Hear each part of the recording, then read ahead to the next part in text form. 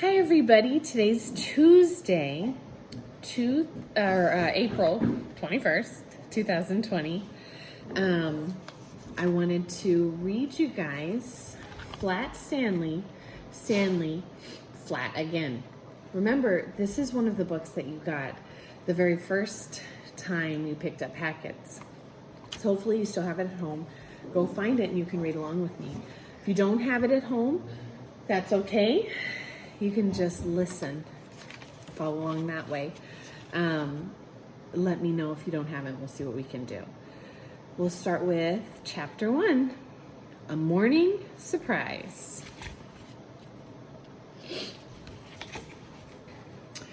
Mrs. Lambchop was making breakfast. Mr. Lambchop, at the kitchen table, helped by reading bits from the morning paper. "Here's an odd one, Harriet," he said. "There's a chicken in Sweden that rides a bike." "So do I, George," said Mrs. Lambchop, not really listening. "Listen to this. Merker building emptied, to be collapsed next week. Imagine, 8 floors. Poor thing." Mrs. Lambchop set out plates. "Boys," she called, "breakfast is ready." Her glance fell upon a row of photographs on the wall above the sink.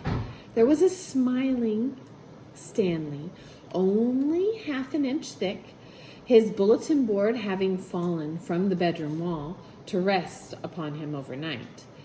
Next came reminders of many family adventures that had come after Stanley's younger brother, Arthur, had cleverly blown him around again with a bicycle pump. There were brothers with Prince Jerez, the young genie who had granted wishes for them, all after being accidentally summoned by Stanley from a lamp. There was the entire family with Santa Claus and his daughter, Sarah, taken during Christmas visit to the North Pole. There was a family again in Washington, D.C., in the office of the President of the United States, who had asked them to undertake a secret mission into outer space. The last picture showed Arthur standing beside a balloon on which Mrs. Lambchop had painted a picture of Stanley's face. The balloon, its string, in fact, held by Stanley, had been a valuable guide to his presence since he was invisible at the time. "Boys," she called again, "breakfast." In their bedroom, Stanley and Arthur had finished dressing. While Stanley filled his backpack, Arthur bounced his tennis ball. "Let's go," he said. "Here, catch!" Stanley had just reached for the book on the shelf by his bed. The ball struck his back, and he turned. As he turned, and he banged his shoulder on the corner of the shelf. "Ouch!" "Sorry," Arthur said, "but let's go, okay?" "You know how long, Stanley?" "Why are you shouting?" Stanley adjusted his pack. "Come on, I'm so hungry." He paused. "Oh, boy. Arthur, do you see?" "I do, actually." Arthur swallowed hard. "You're, flat." The brothers stared at each other. "The pump?" Stanley said. "It might work again."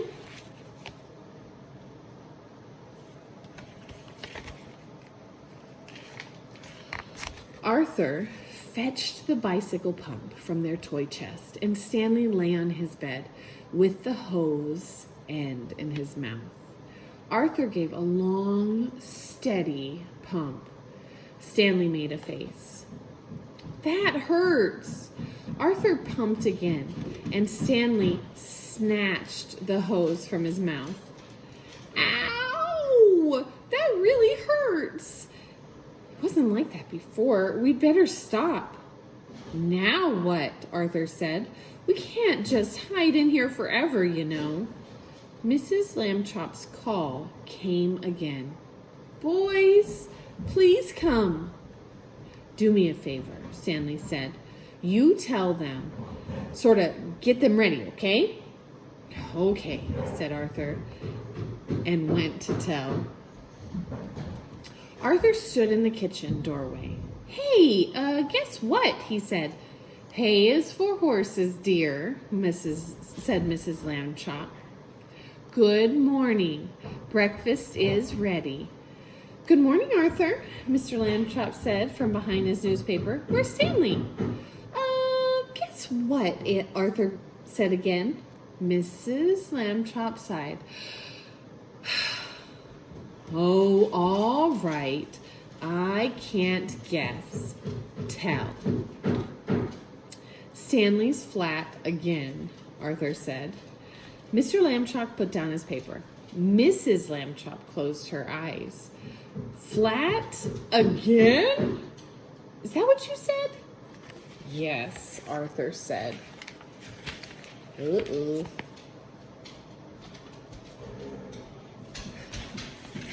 It's true. Stanley stood now beside Arthur in the doorway. Just look. Good grief, said Mr. Lambchop. I can't believe that bulletin board. It didn't fall on me this time, Stanley said. I just got flat.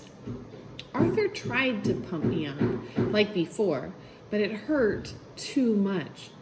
Oh, Stanley, Mrs. Lambchop ran to kiss him. How do you feel now? Well, fine, actually, Stanley said. Just surprised. Can I go to school? Mrs. Lambchop thought for a moment. Very well. Eat your breakfast.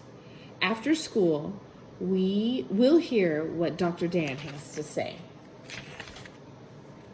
Chapter 2, Dr. Dan.